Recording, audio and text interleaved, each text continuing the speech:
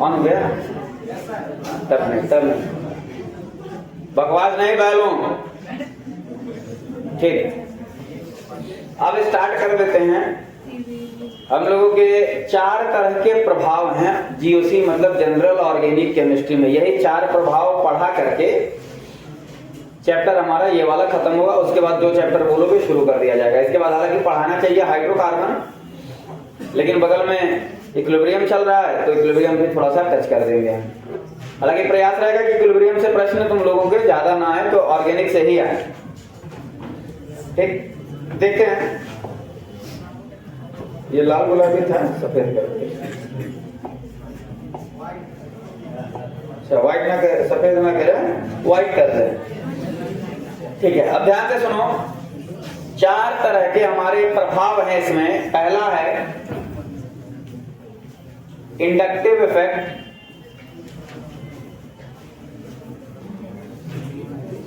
जिसे प्रेरणिक प्रभाव भी कहते हैं। ठीक है, पहला है किताब। आज सब लोग लाए हैं किताब? कितने लोग लाए किताब? चलो, आज संख्या ठीक ठाक है, लेकिन अभी ठाक है, ठीक नहीं है। ठीक है, अभी संख्या बहुत ज्यादा नहीं है। कम से कम जितने लोग, अच्छा पूछेंगे कितने लोग के पास किताब है तो सब लोग उठाओगे। तो गर्व क्या उसका, हाँ, अचार डालने के लिए रखे हो। किताब डेली लाओ। आलू पाव आए हैं? नहीं आए।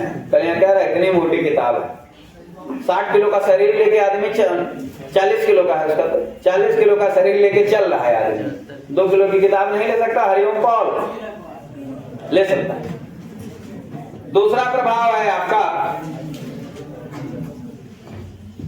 मेसोमेरिक इफेक्ट या रेजोनेंस इफेक्ट। कौन सा इफेक्ट है? Resonance effect. ठीक, तीसरा कौन सा है प्रभाव? Electromeric effect. ठीक है, तीसरा प्रभाव है इलेक्ट्रोमेरिक प्रभाव। ठीक, और चौथा है हाइपर कॉन्जुगेशन इफेक्ट। ठीक, हाइपर कॉन्जुगेशन इफेक्ट। हाँ, अच्छा ठीक, आगे जगह खाली है, आगे बैठ जाओ यहां पर। ठीक, क्या हुआ? अगर बोलने लायक बात हो तो खुल के बोला करो, मैं ना क्या करो। अगर बोलने लायक बात नहीं है तो मत बोला करो, बोलने लायक बात है तो खुल के बोला करो, मर्दों की तरह। ठीक, अब सुनो ध्यान से। ये 4 तरह के प्रभाव हम लोग को पढ़ने हैं। इसमें से 2 प्रभाव आपके परीक्षा में पक्का है आएंगे। 2 तरह के प्रभाव आपके परीक्षा में पूछे जाएंगे। ठीक है, कोई भी 2 हो सकते हैं वो। ठीक, अब इन चारों प्रभाव में से पहले हम लोग पढ़ते हैं। आज हम लोग पढ़ेंगे इंडक्टिव इफेक्ट या प्रेरणिक प्रभाव। इंडक्टिव इफेक्ट या प्रेरणिक प्रभाव, और इसी में सबसे ज्यादा समय लगेगा हम लोग को बताने में, समय लगेगा। ठीक है, रेजोनेंस में भी थोड़ा सा समय लग सकता है, लेकिन समझ में आ जाएगा। तो हम लोग नेक्स्ट आगे बढ़ते हैं। प्रेरणिक प्रभाव। अरे अब इंडक्टिव इफेक्ट पढ़ना शुरू कर दो। क्या होता है?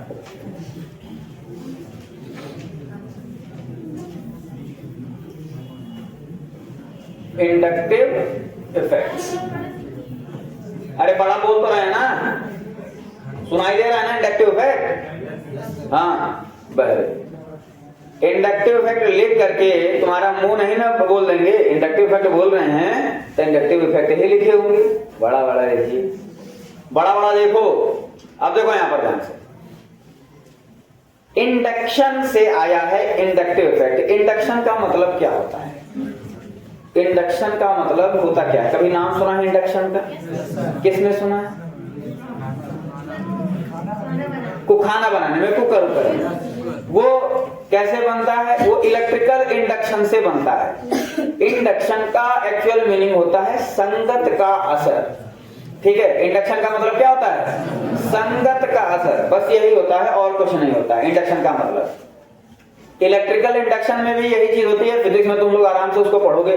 यहां पर क्या है इंडक्शन का मतलब, कैसे संगत का असर यहां पर काम करता है, वही चीज हम लोगों को देखनी है। ठीक है, संगत का असर। जैसे एक हम यौगिक यहां पर लेते हैं CH3 CH2 CH3, इसका नाम किसी को पता है? ये क्या है? प्रोपेन। ठीक है, CH3 CH2 CH3 ये क्या है? प्रोपेन। यहां पर कहीं पर भी कोई भी आवेश नजर नहीं आ रहा है, कहीं पर कोई भी आवेश नजर नहीं आ रहा है। ठीक है, लेकिन अगर यहां पर CH3 CH2 CH2 और यहां पर एक हाइड्रोजन हटा के एक हम क्लोरीन ऐड कर दें अभी, मतलब क्लोरोप्रोपेन हो गया। ये ध्यान से मेरी बात सुनना, क्लोरोप्रोपेन हो गया है। कोई समस्या? अब ये जो क्लोरोप्रोपेन है इसमें ये कार्बन और क्लोरीन के बीच बंध है। कार्बन और क्लोरीन में ज्यादा विद्युत ऋणात्मक कौन है? क्लोरीन ज्यादा विद्युत ऋणात्मक है। क्लोरीन की विद्युत ऋणात्मकता ज्यादा होती है। विद्युत ऋणात्मकता का मतलब होता है इलेक्ट्रॉन को अपनी तरफ खींचने या आकर्षित करने की क्षमता। यही ना होती है विद्युत ऋणात्मकता? नहीं पता था तो आज सुन लो, याद कर लो और कल भूल जाओ। यही चलता रहा, रमाकांत हो गई। समझ में आ रही बात ना? विद्युत ऋणात्मकता का मतलब क्या होता है राजन? हाँ? बोलू, बताओ।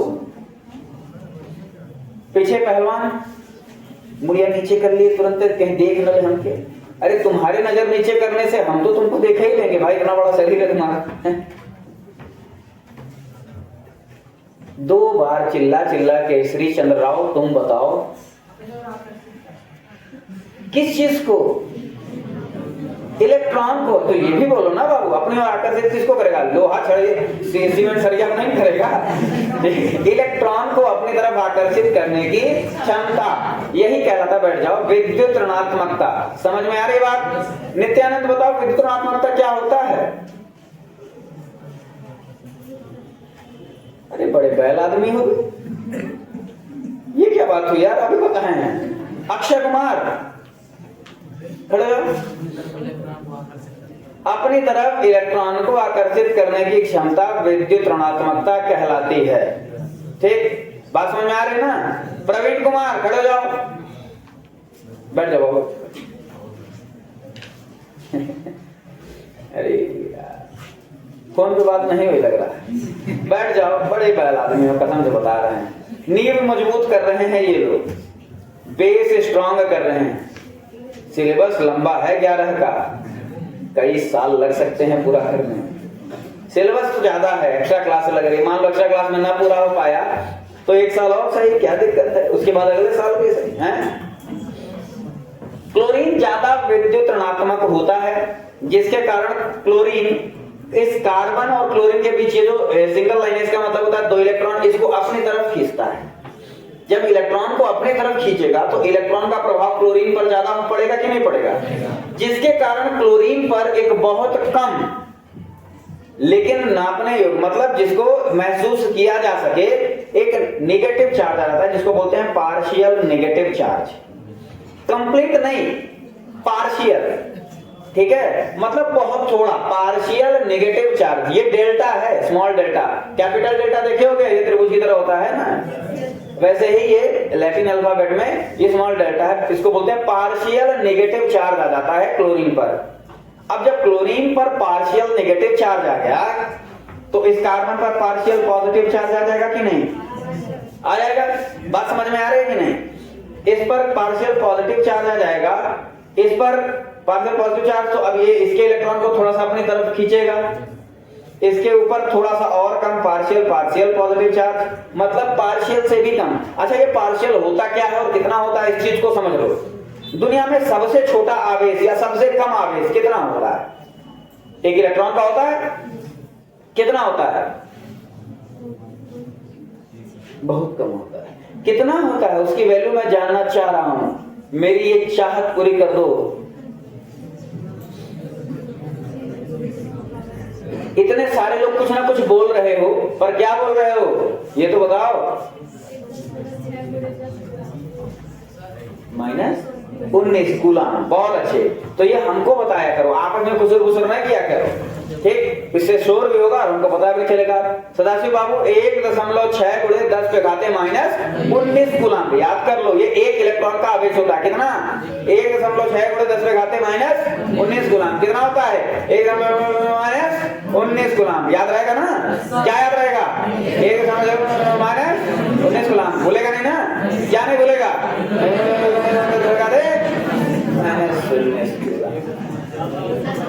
ये एक इलेक्ट्रॉन का आवेश होता है। अरे भैया कोई भी पदार्थ है, कोई भी परमाणु है, वो एक इलेक्ट्रॉन त्यागेगा तो उसके ऊपर इतना ही धनावेश आ जाएगा, और वो एक इलेक्ट्रॉन ग्रहण करेगा तो उतना ही ऋण आवेश आ जाएगा। अब इससे कम आवेश आने का मतलब है आधा इलेक्ट्रॉन शेयर। अब इलेक्ट्रॉन आधा पौना ढाई या सवा ऐसा नहीं ना होता है, इलेक्ट्रॉन तो एक ही रहता है ना, एक कम से कम एक इलेक्ट्रॉन शेयर ग्रहण करेगा। लेकिन अगर इससे भी कम आवेश हो तब उसको कहते हैं पार्शियल चार्ज। जिस आवेश की मात्रा या वैल्यू या मान 1.6 गुणे 10 पे घाते -19 कूलम से कम हो उसे क्या कहते हैं, पार्शियल चार्ज। ठीक है, अब इसके कारण यहां पर पार्शियल पार्शियल 3 बार ऐसे कर दो। अब इससे कम भी रहता है लेकिन उसको नापा नहीं जा सकता है। मतलब अगर इसको हम लोग कहते हैं कि यही प्रेरणिक प्रभाव है या इंडक्टिव इफेक्ट है, तो इंडक्टिव इफेक्ट 3 कार्बन के बाद हमारा वैनिश हो जाता है, खत्म हो जाता है, हम लोग नहीं नाप सकते हैं। तो ये जो आवेश उत्पन्न हुआ है कार्बन के ऊपर, ये किसके कारण हुआ है, क्लोरीन के कारण हुआ है कि नहीं है, क्लोरीन की संगत के कारण ही ना इसके ऊपर ये आवेश उत्पन्न हुआ है। इसी को कहा जाता है इंडक्टिव इफेक्ट। क्या बोलते हैं, इंडक्टिव इफेक्ट, प्रेरणिक प्रभाव। कोई समस्या किसी को, कोई समस्या किसी को? प्रेरणिक प्रभाव का मतलब क्या है, प्रेरणिक प्रभाव का मतलब यह है कि किसी कार्बन चेन में अगर कोई समूह जुड़ा हुआ है, ध्यान से सुनना, रिमझिम सुनाई दे रहा है कि नहीं, हाँ ठीक है, किसी कार्बन चेन में अगर कोई समूह जुड़ा हुआ है तो उस समूह के कारण कार्बन पर आवेश का उत्पन्न हो जाना प्रेरणिक प्रभाव कहलाता है। बात समझ में आ रही कि नहीं? किसी कार्बन चेन में कार्बन के ऊपर किसी बाहरी समूह के कारण आवेश उत्पन्न हो जाना क्या कहलाता है, प्रेरणिक प्रभाव। क्लोरीन की प्रेरणा से कार्बन के ऊपर आवेश उत्पन्न हो गया है। समझ में आया, बुझाई दिया कि पूछ गया? एक बार और, मतलब लिखना है तो ये बोलो कि सर लिख रहा, एक बार और बोल दीजिए। बोलने लायक बात हो तो बोलो, नहीं तो शट योर डर्टी माउथ। अब सुनो ध्यान से, फिर से बता दे रहे हैं। कार्बन की चेन में कार्बन के ऊपर किसी बाहरी समूह के द्वारा आवेश का उत्पन्न हो जाना या आवेश उत्पन्न होना प्रेरणिक प्रभाव कहलाता है। कोई समस्या? सुन के समझ भी लो, लिखने का कार्यक्रम तो हो जाएगा, बाहर शाम को जहां जाते हो दुकान पे वहां पर लिखा ही जाएगा, नोट्स की चिंता है नहीं। लेकिन जो बच्चे नहीं जाते हैं भैया वो सुन करके लिख लें, ठीक है, वो अपना सुन करके लिख लें, ठीक है। और बॉयज जो तुम लोग नोट्स नहीं बनाते हो, ध्यान से सुनो, बैठ रहो इस क्लास के बाद जाना, ठीक है। ये आदत थोड़ी सी बदलो बेटा, ठीक है। पहली क्लास में ही उठ करके जाना ठीक नहीं, दूसरी क्लास और हर क्लास के बाद तो बाहर निकलते ही तुम लोग घमौनी करने के लिए फिर डंडा ले लेकर के सब लोगों को बाहर निकलना पड़ता है कि अंदर जाओ। निकल रहे थे क्या कहीं? बैठे रहो, उंगली पकड़ाओ, हाथ पकड़ने लगते हो तुम लोग। और अगले साल अगर तुम लोग का 12वीं रहेगा तो थोड़ा सा डिसिप्लिन रहना बाबू, नहीं तो प्रैक्टिकल का नंबर कटेगा। ठीक, बैठे रहो, उनको पता होना चाहिए कि जरूरी क्या है। अब देखो ध्यान से, ये यहां पर एक एरो से ऐसे दिखा देते हैं।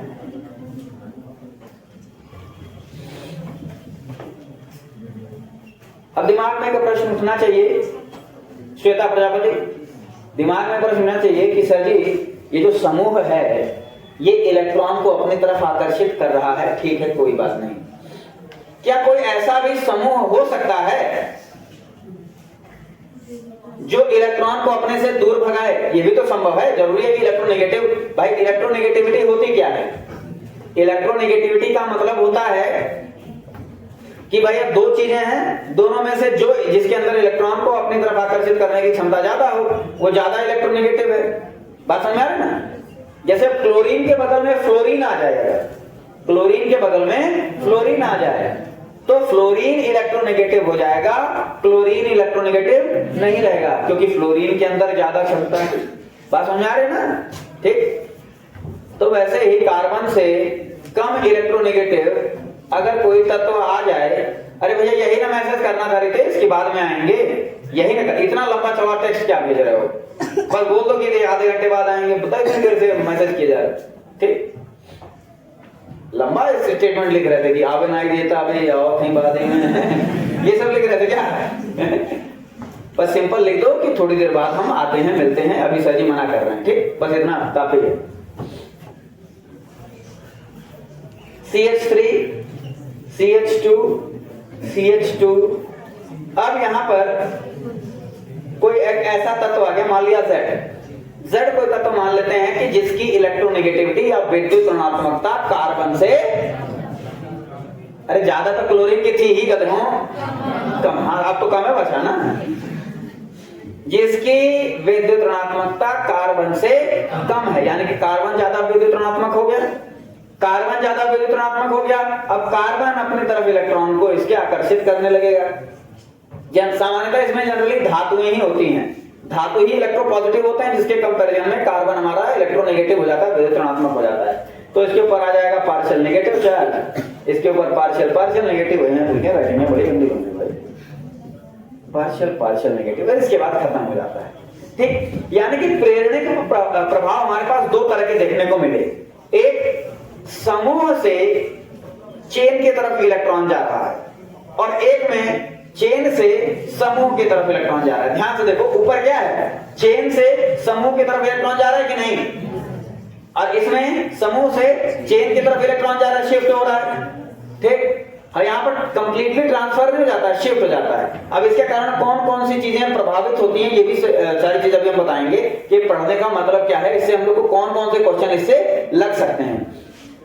तो प्रेरणिक प्रभाव दो तरह के हो गए, इसको कहा जाता है माइनस आई इफेक्ट। क्या बोलते हैं? Minus I effect, negative inductive effect. ठीक है, माइनस आई इफेक्ट। अगर कोई एक ऐसा तत्व या ऐसा समूह जुड़ा हुआ है चेन में जो इलेक्ट्रॉन को अपनी तरफ आकर्षित कर ले रहा है, तो माइनस आई इफेक्ट। अब इसको समझ गए होगे क्या? प्लस आई इफेक्ट, समझ गए? तो इंडक्टिव इफेक्ट दो तरह के हो गए, माइनस आई इफेक्ट और plus I effect. Minus I effect क्या करता है? माइनस आई इफेक्ट इलेक्ट्रॉन को समूह से चेन की तरफ भेजता है, और प्लस आई इफेक्ट के कारण क्या होता है? इलेक्ट्रॉन चेन से समूह की तरफ आते हैं। ठीक है, नहीं उल्टा बोल दे क्या? ठीक है, तो बस उल्टा कर दो, जो मैं बोला था उसी को क्या कर दो, उल्टा कर दो। जानबूझ के बोलता हूं, दिमाग शार्प हो सके तुम लोगों का। दिमाग जो है बस हो गया बेटा, ठीक है, एक बार हो गया, दो बार, बार बार करोगे तो लगेगा कि छोटे बच्चे को लेके गोदी में खिला रहे हो। ठीक,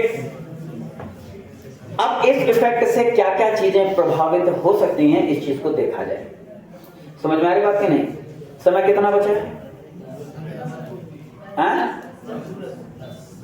10 मिनट, बहुत 10 मिनट में तो हम सिलेबस कंप्लीट कर रहे हैं। देखो ध्यान से, इससे कौन कौन सी चीजें प्रभावित हो सकती हैं वो चीज देखी जाए। ठीक, सबसे पहले तो हम लोग एक चीज देखते हैं ध्यान से कि अम्ल की जो अम्लीय प्रकृति होती है वो किस चीज पर निर्भर करती है। आप कहोगे सर जी प्रेरणिक प्रभाव में अम्लीय प्रकृति कहां गुजर दी है? This is the beauty of chemistry. यही तो केमिस्ट्री की खूबसूरती है। कहीं से कुछ भी लेकर के चले आओ, सब सेट हो जाता है उसमें। ठीक, बाबू आनंद यहां देखो, जैसे मान लो कोई एसिड है, HCl, पानी में डाले भैया क्या बना? H plus Cl minus. ठीक, कोनो भैया कोनो अम्ल ले लो, CH3COOH, H plus CH3COO minus. लगभग सारे अम्लों में H प्लस निकलता है और एक कोई अलग नेगेटिव आयन आ जाता है। ध्यान से मेरी बात सुनना, अम्ल की जो अम्लीय प्रकृति होती है वो किस चीज पर निर्भर करती है? H प्लस तो सब देंगे, ये डिपेंड करती है इनके स्थायित्व पर। ये जो नेगेटिवली चार्ज आयन हैं ये जितने ज्यादा स्थायी होंगे, ध्यान से सुनना, अगर ये अभिक्रियाशील हैं तो कम स्थायी है कि नहीं? सुनोगे ध्यान से समझ में आ जाएगा, इंपॉर्टेंट चीज है, काफी काम आएगी। जो बच्चे तैयारी वारी करेंगे या फिर बोर्ड की परीक्षा देंगे अगले साल, उनके लिए ये चीज काम आएगी। नहीं बोर्ड की परीक्षा देनी है तो बता देना, कोई दिक्कत नहीं है, ठीक। 26 में दे देना तो हर साल होती है, उसमें क्या है? 27 में दे देना। बोर्ड की परीक्षा की खासियत है नेहा भारती, ये हर साल होती है, एक साल नहीं दे पाए कोई समस्या नहीं, अगले साल दे। सुनो ध्यान से, तो ये जितना ज्यादा स्थायी होगा उतना ही, देखो होता क्या है कि अगर ये अभिक्रियाशील है, निगेटिव आयन अभिक्रियाशील है, तो ये H+ के साथ अभिक्रिया करके वापस से ये बना लेगा कि नहीं बना लेगा? यानी कि अम्लीय प्रकृति कम हो गई, ज्यादा H+ आयन बन नहीं पाएगा। हमें ज्यादा से ज्यादा H+ आयन चाहिए, इसका मतलब ये हमें थोड़ा कम अभिक्रियाशील चाहिए। अब कम अभिक्रियाशील रहेगा यानी कि इसका स्थायित्व तो ज्यादा चाहिए। यानी कि किसी भी अम्ल की अम्लीय प्रकृति किस चीज पर निर्भर करती है? उसके द्वारा निकाले गए नेगेटिव आयन के स्थायित्व पर। समझ में आ रही बात की नहीं? किसी भी एसिड का एसिडिक बिहेवियर किस चीज पर डिपेंड करता है? उसने जो नेगेटिव आयन बनाया है उस नेगेटिव आयन की स्टेबिलिटी पर। जितना ज्यादा वो स्टेबल होगा, जितना ज्यादा वो स्थायी होगा, उतना ही कम इसके साथ कंबाइंड होकर के ये बना लेगा, ठीक है। जब इसके साथ कंबाइंड नहीं होगा, इसका मतलब ये हमारा ये जो आयन है ये बना रहेगा, और जितना ज्यादा H+ आयन रहेगा उतनी ही अम्ल की अम्लीयता ज्यादा रहेगी। बात समझ में आ रही है कि नहीं? तृप्ति, ये जितना ज्यादा स्थायी होगा अम्ल की अम्लीय प्रकृति उतनी ही ज्यादा होगी। ये चीज क्लियर हो गया, ठीक है। कोई भी एसिड है, एसिड का जो नेगेटिव आयन होता है उसकी स्टेबिलिटी पर डिपेंड करता है उसका एसिडिक बिहेवियर। यानी कि अम्ल की अम्लीय प्रकृति किस चीज पर निर्भर करती है? उसके द्वारा दिए गए नेगेटिव आयन के स्थायित्व पर। जितना ज्यादा स्थायी उतना ज्यादा एसिडिक या अम्लीय प्रकृति। समझ में आ रही बात? अब चलो आगे बढ़ते हैं, ठीक है। एक नया पेज ले लेते हैं। यहाँ पर हम 3-4 अम्ल लेकर के चलते हैं, ठीक। CH3 CH2 COOH, कोई समस्या? CH3 CH2 COO- plus H+। एक और हम ले लेते हैं CH3 CH2 CH,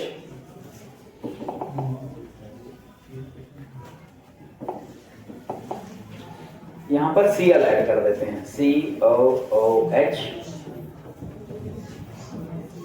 CH3 CH Cl COOH, ठीक। प्लस और बड़ा हो गया जी, बहुत बड़ा हो गया। CH3 C Cl Cl COOH CH3 C Cl Cl COO- plus H+। 3 तरह के अम्ल हमको देखने को मिल रहे हैं। एक है प्रोपेनोइक अम्ल है, एक 2-क्लोरोप्रोपेनोइक अम्ल है, एक हमारा 2,2-डाइक्लोरोप्रोपेनोइक अम्ल है, ठीक है। ये 3 तरह के अम्ल देखने को मिल रहे हैं। देखने से ही लग रहा है कि इसमें और इसमें -I इफेक्ट देखने को मिल रहा है। अब -I इफेक्ट की सहायता से हम ये देखते हैं कि कौन ज्यादा अम्लीय है। इन तीनों में अम्लीय प्रकृति, भाई तीनों अम्ल हैं, ये तो भाई 10th में भी पढ़े होगे ना। मान लो क्रियात्मक समूह का नाम नहीं पढ़े हो, पर इतना तो पढ़े हो ना कि यहाँ पे COOH आता है, ये हमारा एक तरह का अम्ल होता है, ये तो पढ़े हो ना, कार्बोक्सिलिक अम्ल होता है। तो अब इन तीनों अम्ल में सबसे ज्यादा अम्लीय प्रकृति किसकी है वो चीज ध्यान से देखते हैं। जो ये नेगेटिव आयन जिसका भी ज्यादा स्थायी होगा वही अम्लीय प्रकृति सबसे ज्यादा होगी, उसी की अम्लीय प्रकृति सबसे ज्यादा होगी। अच्छा, स्थायित्व किस चीज पर डिपेंड करता है? अभिक्रियाशीलता जितनी कम होगी उतना ज्यादा स्थायी होगा। यही चीज तो हम कल से बता रहे हैं। इसमें कुछ नहीं जुड़ा है, कोई दिक्कत नहीं है। जिसमें जुड़ा है उससे तुलना हम लोग कर देंगे। ये क्लोरीन है। क्लोरीन क्या है? विद्युत ऋणात्मक होता है कार्बन से। ये इलेक्ट्रॉन को अपनी तरफ खींचेगा कि नहीं खींचेगा? ये अपनी तरफ इलेक्ट्रॉन को अट्रैक्ट करेगा, अपनी तरफ इलेक्ट्रॉन को खींचेगा, जिसके कारण ये कार्बन इसके इलेक्ट्रॉन को अपनी तरफ खींचेगा। यहां पर यानी कि जो चार्ज है, आवेश है, इसका मान कम होगा। ध्यान से नहीं, आवाज सुनो पहले। ठीक है। ये जो आवेश है इसका मान कम हो जाएगा कि नहीं कम हो जाएगा? जब आवेश का मान कम हो जाएगा, अब इसकी अभिक्रियाशीलता भी कम हो गई, इसका स्थायित्व बढ़ गया, यानी कि ये ज्यादा एसिडिक होगा। बात समझ में आ रही है ना? यहाँ पर देखो, यहाँ पर दो दो क्लोरीन जुड़े हैं, ध्यान से सुनो, धागा छूटना नहीं चाहिए, पकड़े रहो एकदम से। दो दो क्लोरीन दोनों पकड़ के इलेक्ट्रॉन को अपनी तरफ खींच रहे हैं।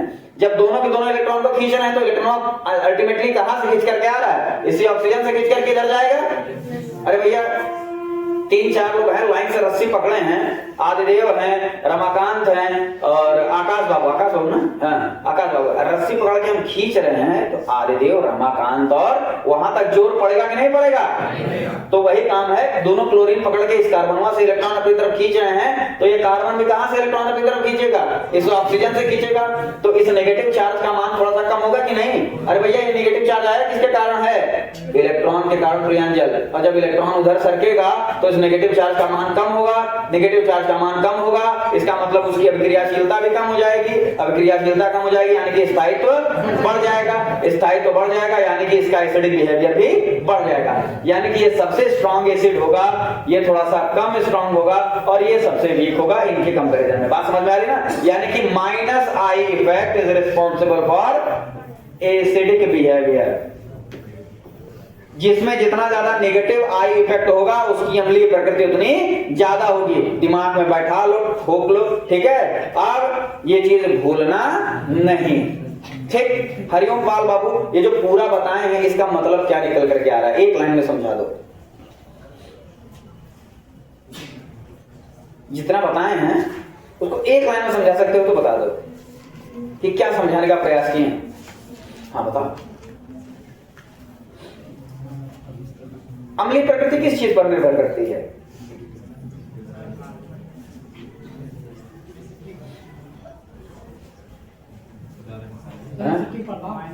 माइनस आई इफेक्ट पर। वैसे सीधी सी बात है, यही तो बता रहे हैं।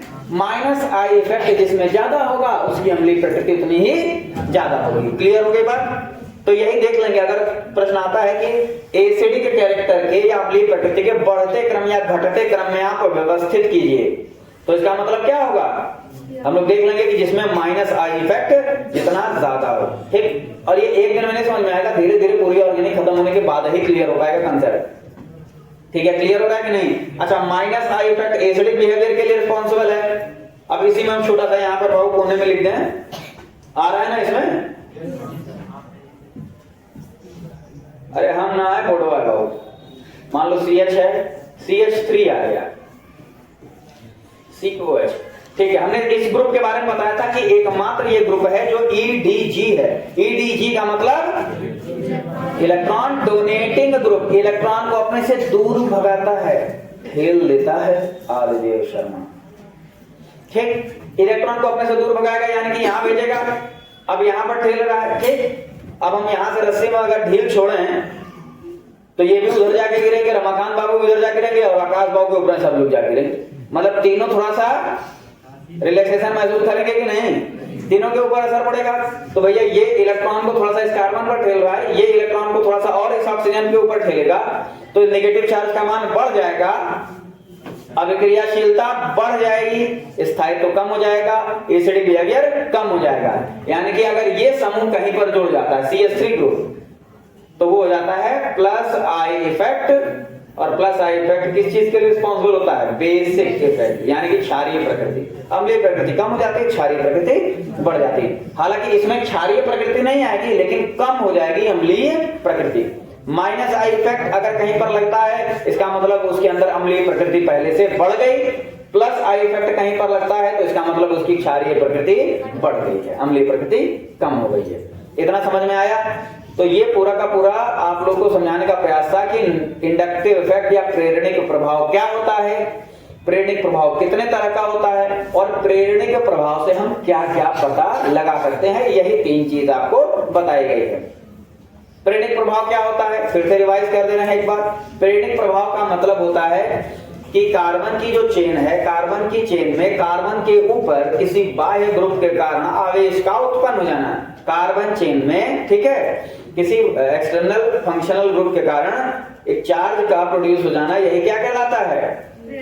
प्रेरणिक प्रभाव या इंडक्टिव इफेक्ट कहलाता है। इंडक्टिव इफेक्ट 2 प्रकार के होते हैं, अगर वो समूह इलेक्ट्रॉन को अपनी तरफ आकर्षित कर रहा है तो नेगेटिव इंडक्टिव इफेक्ट, अगर वो समूह इलेक्ट्रॉन को कार्बन की चेन की तरफ भेज रहा है तो positive inductive effect. Negative inductive effect से हम क्या पता लगाते हैं? अम्लीय प्रकृति का पता लगाते हैं। पॉजिटिव इंडक्टिव इफेक्ट से हम क्या पता लगाते हैं? क्षारीय प्रकृति का पता लगाते हैं। ये चीज क्लियर हो गई? तो आज के लिए इतना रहने दो, कल हम लोग रेजोनेंस इफेक्ट या आर इफेक्ट पढ़ेंगे, ठीक है, या एम इफेक्ट भी उसको कहा जाता है। दोनों में माइनर सा अंतर होता है जो तुम लोग को नहीं बताया जाएगा।